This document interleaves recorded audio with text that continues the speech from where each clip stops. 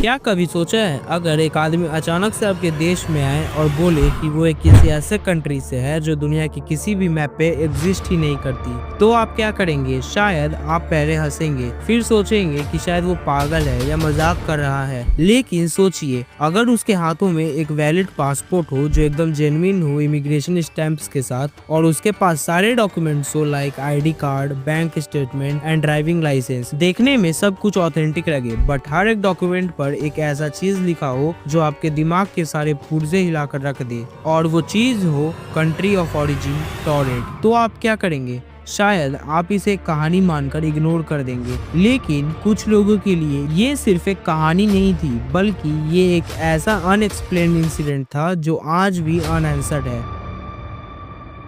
ये सब कुछ सच में हुआ था 1954 में टोक्यो के हनेदा एयरपोर्ट पर। बाहर दोपहर की गर्मी थी, लेकिन अंदर सब कुछ रूटीन लग रहा था। इमिग्रेशन काउंटर पर लोग अपने पेपर लेके लाइन में खड़े थे, पासपोर्ट स्कैन हो रहे थे, स्टैंप्स लग रहे थे, कोई अराइवल फॉर्म भर रहा था तो कोई अपना पासपोर्ट निकाले खड़ा था। सब कुछ रूटीन लग रहा था। तभी उस भीड़ में एक स्मार्ट सूट पहना हुआ आदमी इमिग्रेशन काउंटर पर आता है। उसकी आंखों में न डर था न घबराहट, जैसे वो पहले भी यहाँ आया हो। चेहरे पर एक अजीब सी शांति थी जिसे ज्यादा देर तक देखने से घबराहट होने लगती थी। वो बिना हिचकिचाहट के अपना पासपोर्ट ऑफिसर को देता है। ऑफिसर उस पासपोर्ट को कैजुअली स्कैन करना शुरू कर देता है, जैसे वो सबका पासपोर्ट स्कैन करता है। लेकिन एक सेकंड बाद ही ऑफिसर का चेहरा फ्रीज हो जाता है, आंखों का रंग उड़ जाता है और उसके हाथ कपकपाने लगते हैं। वो पासपोर्ट को दोबारा देखता है और फिर खुद से पूछता है, कंट्री ऑफ ओरिजिन टॉरेंट, ये कौन सा देश है?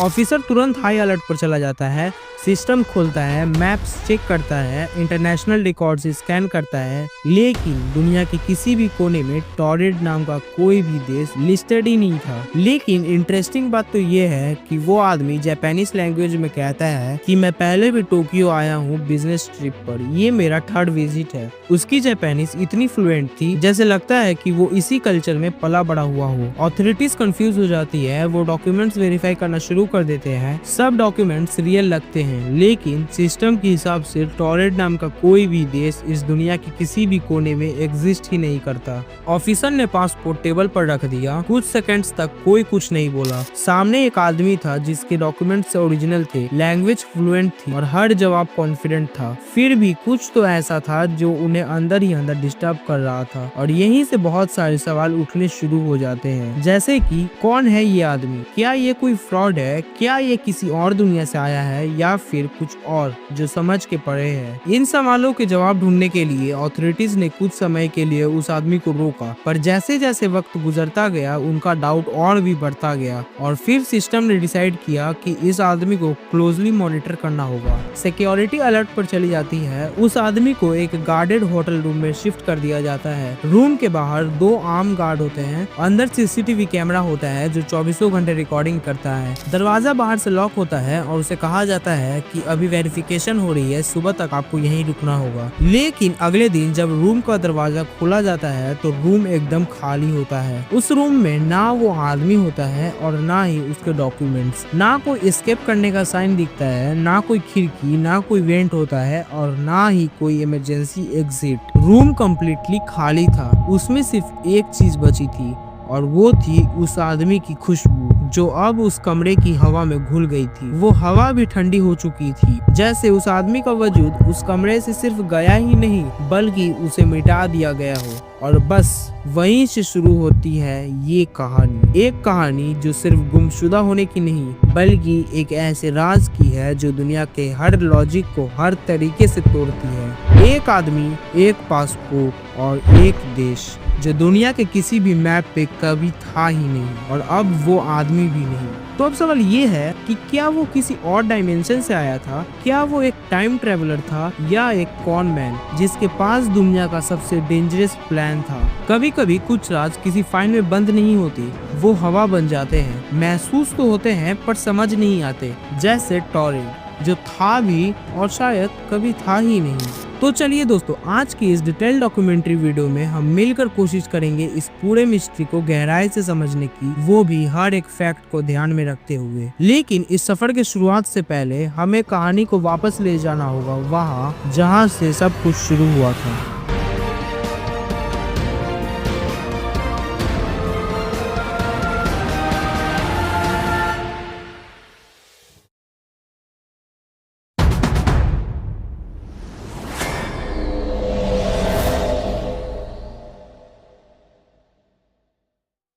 एक नॉर्मल दिन था। टोक्यो के हनेदा एयरपोर्ट पर सब कुछ नॉर्मल था। तभी एक foreign man Caucasian business suit पहने हुए, हाथों में एक पासपोर्ट और लेदर का ब्रीफकेस लिए हुए अराइवल गेट से इमिग्रेशन काउंटर तक आता है। सब कुछ नॉर्मल लग रहा था, लेकिन जब उसने अपना पासपोर्ट ऑफिसर को दिया तो वहाँ कुछ भी नॉर्मल नहीं था, क्योंकि उस पासपोर्ट के ऊपर कंट्री ऑफ ओरिजिन टॉरेट लिखा था। ऑफिसर कंफ्यूज्ड हो गया। उसने तुरंत सिस्टम में सर्च किया, ऑफिशियल कंट्रीज की लिस्ट निकाली, मैप्स निकाला, बट टॉरेट नाम का कोई भी देश दुनिया के किसी भी कोने में एग्जिस्ट ही नहीं करता था। जब ऑफिसर ने उस आदमी से पूछा कि कंट्री ऑफ ओरिजिन टॉरेट कैसे हो सकता है, तो उस फॉरेन मैन ने कॉन्फिडेंटली कहा कि कंट्री ऑफ ओरिजिन टॉरेट क्यों नहीं हो सकता। फ्रांस और स्पेन के बीच लोकेटेड है मेरा देश टॉरेट, वो एक रियल कंट्री है। उसने मैप की तरफ पॉइंट किया ताकि ऑफिसर्स को दिखा सके कि उसका देश एक्चुअली में कहाँ है, लेकिन जिस जगह पर उसने पॉइंट किया उसे लगा कि वही उसका देश होगा, पर रियलिटी में वहाँ उसका देश था ही नहीं। जिस लोकेशन को वो अपना देश समझ रहा था, असल में वहाँ एक छोटा सा कंट्री एंडोरा था। वो आदमी पूरी तरह से शॉक था और सोच रहा था कि मेरा देश का नाम चेंज क्यों कर दिया गया। लेकिन बात यही खत्म नहीं हुई। उसके पास और भी डॉक्यूमेंट्स थे, like visa, driving licence, bank statements and much more, और हर एक डॉक्यूमेंट पे क्लियरली कंट्री ऑफ ओरिजिन टॉरेट लिखा था। डॉक्यूमेंट्स बिल्कुल जेन्युइन लग रहे थे, कोई भी डॉक्यूमेंट्स कहीं से भी फेक नहीं लग रहा था। वो आदमी अपनी बात पर पूरी तरह से कॉन्फिडेंट था।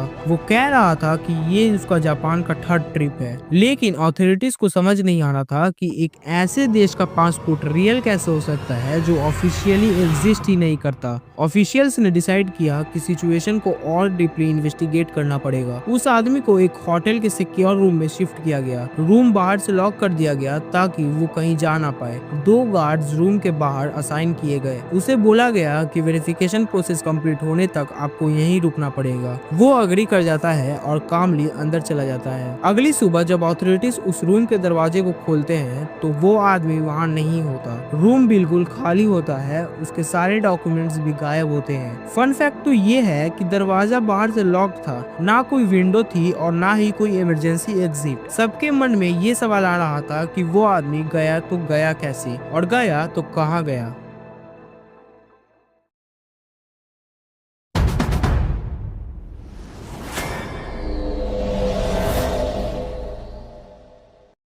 टॉरेट का केस सिर्फ एक कहानी नहीं था, बल्कि ये एक ऐसा राज बन गया था जो हर बार नए सवाल छोड़ जाता था। जितनी बार लोगों ने इस इंसिडेंट के बारे में सुना, उतनी बार नई थ्योरीज सामने आई। कुछ लॉजिकल लगी तो कुछ अनबिलीवेबल, लेकिन आज हम इन सभी थ्योरीज का पोस्टमार्टम करके देखेंगे कि लोग क्या कहते हैं इन थ्योरीज के बारे में। थ्योरी नंबर 1, होआक्स या फ्रॉड।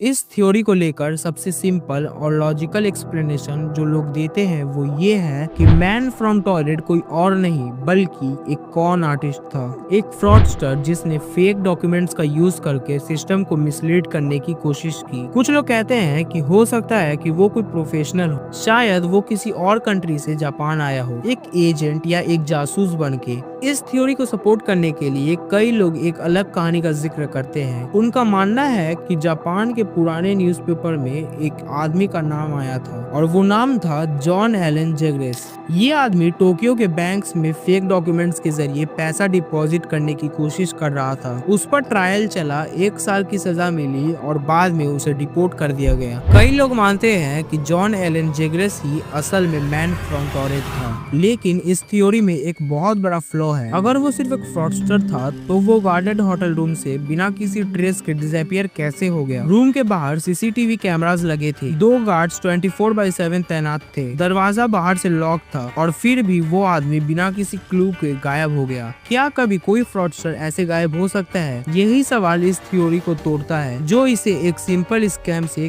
कहीं ज्यादा मिस्टीरियस बनाता है। थ्योरी नंबर 2, मेंटल इल्यूजन या साइकोलॉजिकल कंडीशन। कुछ लोग मानते हैं कि वो आदमी अपने दिमाग में ही किसी और जगह से आया था। हो सकता है कि उसे कोई सीरियस मेंटल इलनेस हो, जैसे डिसोसिएटिव आइडेंटिटी डिसऑर्डर या कॉन्फेबुलेशन। इस बीमारी में इंसान एक ऑल्टरनेट आइडेंटिटी बना लेता है और उस पे पूरा विश्वास करता है। उसके पास जो डॉक्यूमेंट्स थे वो किसी और कंट्री से स्लाइटली मॉडिफाइड वर्जन्स हो सकते हैं। इस थ्योरी का लॉजिक ये है कि इंसान की सोच कभी कभी इतनी पावरफुल हो जाती है कि वो अपनी बनाई गई दुनिया में ही जीने लगता है। लेकिन यहाँ प्रॉब्लम ये है कि कोई भी मेंटल इलनेस का पेशेंट इतनी हाई लेवल की कंसिस्टेंसी और कामनेस दिखा ही नहीं सकता। वो आदमी ऑफिसर्स के किसी भी सवालों के जवाब देने में पैनिक नहीं कर रहा था। वो कॉन्फिडेंट था और उसके डॉक्यूमेंट्स फ्रॉड नहीं बल्कि ऑथेंटिक थे। यानी हमारी ये थ्योरी भी गलत साबित हुई। Theory number 3, glitch in the matrix. लेकिन थ्योरीज यहीं खत्म नहीं होती। एक और थ्योरी है जो सुनने में थोड़ी अजीब लगती है, लेकिन इंटरनेट पर काफी लोग इसे सीरियसली मानते हैं। ये थ्योरी कहती है कि हो सकता है हमारी दुनिया जिसे हम रियल समझते हैं वो एक सिमुलेशन हो, एक प्रोग्राम्ड रियलिटी जिसमें सब कुछ एल्गोरिदम के अकॉर्डिंग चल रहा है। और कभी कभी जैसे एक सॉफ्टवेयर में बग आ जाता है वैसे ही इस सिमुलेशन में भी ग्लिच आ गया हो सकता है कि वो आदमी जिसे हम टॉरेड मैन कहते हैं वो एक ऐसे डायमेंशन में जी रहा था जहां टॉरेड एक रियल कंट्री थी। लेकिन कुछ लोगों का मानना यह है कि हो सकता है कि किसी अननोन ग्लिच के कारण वो इंसान गलती से हमारे डायमेंशन में आ गया हो। सुनने में ये बात साइंस फिक्शन लग सकती है, लेकिन ऑनलाइन कम्युनिटीज में इस थ्योरी पर काफी सीरियस डिस्कशन होते हैं। लोग इसे सिर्फ इमेजिनेशन नहीं बल्कि एक पॉसिबल रियलिटी मानते हैं। इसमें जरूर मानता है। टाइमलाइन होती है जिसमें आपकी लाइफ चलती रहती है, आप उस टाइमलाइन पे चलते हो और अगर आप उस टाइमलाइन को एक्सेस कर लो तो आप टाइम में ट्रेवल कर सकते हो। मैंने एक टाइम ट्रेवल की मशीन बनाई जिसकी मदद से मैं पास्ट में जा सकता हूँ और वहाँ पर जाके मैं अपने दादाजी से मिलता हूँ जब उनकी शादी भी नहीं हुई थी। वहाँ पर जाके मैंने उनको गोली मार दी। तो अब सवाल ये उठता है कि उनको गोली किसने मारी, क्योंकि अगर अब वो मर चुके हैं तो मेरे फादर कभी पैदा नहीं हुए, मतलब मैं पैदा नहीं हुआ, और मैं पैदा नहीं हुआ तो मैं फिर पास्ट में जा नहीं सकता। लोग मानते हैं कि अगर हमारा एग्जिस्टेंस वर्चुअल है तो ऐसे ग्लिचेस होना एंटायरली पॉसिबल है। लेकिन इस थ्योरी में सबसे बड़ी दिक्कत ये है कि इस थ्योरी के पास कोई सॉलिड प्रूफ नहीं है। ये थ्योरी सिर्फ अजम्पशंस है और कुछ रैंडम कोइंसिडेंसेस। फिर भी इस थ्योरी का इम्पैक्ट सबसे गहरा है, क्योंकि अगर ये सच है तो सवाल सिर्फ उस आदमी का नहीं बल्कि हम सबका भी है। थ्योरी नंबर 4, अल्टरनेट यूनिवर्स और पैरेलल वर्ल्ड। अब बात करते हैं उस थ्योरी की जो सबसे ज्यादा डीप है और शायद सबसे ज्यादा फैसिनेटिंग भी। कुछ लोग मानते हैं कि वो आदमी किसी और दुनिया से आया था, एक ऐसी दुनिया से जहां टॉरेड एक रियल कंट्री है, जहां का मैप थोड़ा अलग है लेकिन बाकी सब कुछ ऑलमोस्ट वैसे ही है जैसे हमारे वर्ल्ड में होता है। ये थ्योरी कहती है कि हर डिसीजन और हर पॉसिबिलिटी एक नई दुनिया बनाती है और इसी कॉन्सेप्ट को साइंस मल्टीवर्स थ्योरी कहती है। शायद हो सकता है कि उस ऑल्टरनेट यूनिवर्स में टॉरेड एक जेन्युइन नेशन हो और किसी कॉस्मिक ग्लिच या डायमेंशनल ब्रेकडाउन के कारण वो आदमी गलती से हमारे यूनिवर्स में आ गया हो। उसने कुछ वक्त यहाँ बिताया और फिर बिना किसी सबूत के डिसअपीयर हो गया, शायद इसीलिए क्योंकि सिस्टम ने उसे वापस खींच लिया। इस थ्योरी में इमोशंस भी है और इमेजिनेशन भी, लेकिन इस थ्योरी में प्रॉब्लम ये है कि अब तक साइंस के पास इस थ्योरी को सपोर्ट करने के लिए कोई सॉलिड एविडेंस नहीं है। सिर्फ कुछ मैथमेटिकल असम्पशंस और कुछ कॉम्प्लेक्स थियोरेटिकल मॉडल्स ही है, लेकिन कोई भी ऐसा फिजिकल प्रूफ नहीं है जिससे हम पकड़ कर ये कह सके कि हाँ ये थ्योरी सही है। Final possibility. कुछ लोग कहते हैं कि ये सिर्फ एक वायरल कहानी है, किसी ने इस कहानी को लिखा है तो किसी ने इसमें थ्रिल ऐड किया है और इंटरनेट ने इस कहानी को फिक्शन से फैक्ट बना दिया है बस। पर अगर ये सिर्फ एक कहानी होती तो लोग इतना ऑब्सेस्ड क्यों होते? लोग इतने सालों के बाद भी क्यों इस इंसिडेंट को हर एंगल से समझने की कोशिश करते? आखिर में फिर से यही सवाल बचता है, कौन था वो आदमी और क्या ये दुनिया वाकई उतनी सिंपल है जितनी हमें दिखती है?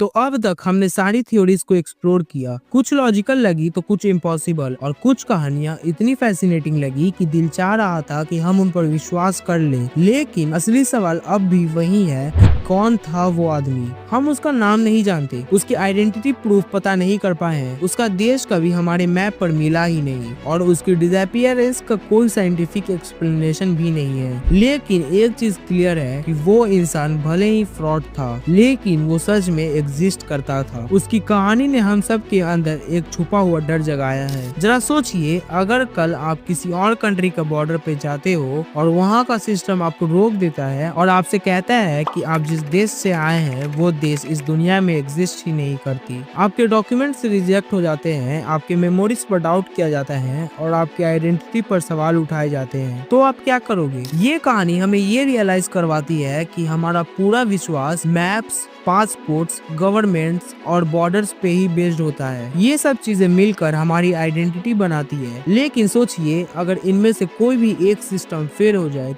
तो हम अपना वजूद, अपनी पहचान और दुनिया पर से अपना भरोसा खो बैठते हैं। और शायद इसीलिए जब एक ऐसा आदमी सामने आया जिसका देश किसी मैप पर था ही नहीं, तो दुनिया का भरोसा हिल गया, सब कुछ क्वेश्चन में आ गया। और यही तो है इस कहानी का असली इम्पैक्ट। क्या टॉयलेट वाला आदमी वापस गया? क्या वो अभी भी कहीं एग्जिस्ट करता है? क्या वो कभी किसी और दुनिया के किसी और एयरपोर्ट पर दिखेगा? ये तो हम नहीं जानते और शायद कभी जान भी नहीं पाएंगे। लेकिन अगर आप इस कहानी को सुनने के बाद थोड़ा सा भी हिल गए हो या थोड़ा सोचने लगे हो, तो समझ जाओ, ये सिर्फ उस आदमी की कहानी नहीं थी, बल्कि ये हम सब की कहानी थी। कहानी अपने वजूद की, अपने दुनिया को समझने की और उस सिस्टम के अंदर जीने की जो कभी कभी खुद कंफ्यूज हो जाता है। तो thank you so much guys, आपने इस वीडियो को यहाँ तक देखा और मुझे सपोर्ट किया। मैं कोशिश करूंगा कि नेक्स्ट डॉक्यूमेंट्री वीडियो जल्दी लेके आऊं, लेकिन जब तक वो आता है मैं चाहता हूं कि आप मेरा ये वीडियो जरूर देखें। ये वीडियो बेस्ड है भागवत गीता की उन आखिरी 5 वार्निंग्स पर, जिनके बारे में कहा जाता है कि ये कलयुग के अंत का संकेत है। अगर आप भागवत गीता को पसंद करते हो या हमारी सनातन धर्म को समझना चाहते हो, तो वो वीडियो आपके लिए है। भागवत गीता सिर्फ एक धार्मिक ग्रंथ ही नहीं, बल्कि एक ऐसी डिवाइन फ्यूचर प्रेडिक्शन बुक है जो आज से ठीक 5000 साल पहले द्वापर युग में स्वयं श्री कृष्ण ने दिया था। इस गीता का एक एक शब्द, इसका एक एक संदेश आज के युग में सच होता नजर आ रहा है। कलयुग का अंत एक भयंकर विनाश के साथ होगा। ये भविष्य स्वयं श्री कृष्ण ने महाभारत के कुरुक्षेत्र में अर्जुन को बताया था। लिंक नीचे डिस्क्रिप्शन में दिया है, एक बार जाके जरूर देखना। कभी कभी एक कहानी सिर्फ कहानी नहीं होती, वो एक दर्पण होती है जिसमें हम अपनी आंखों से नहीं बल्कि अपने अंदर के सच से देखते हैं। और जब एक इंसान सिस्टम के सब रूल्स तोड़ता हुआ हमेशा के लिए हवा में घुल जाता है, तो सिर्फ मिस्ट्री नहीं बचा करती, वो मोमेंट बन जाता है जहाँ से दुनिया को देखने का नजरिया बदल जाता है। अगर आपको लगता है कि ये सच इम्पोर्टेंट है तो इस वीडियो को शेयर कीजिए, क्योंकि जितना ज्यादा सच फैलता है उतनी ही जल्दी बदलाव आता है।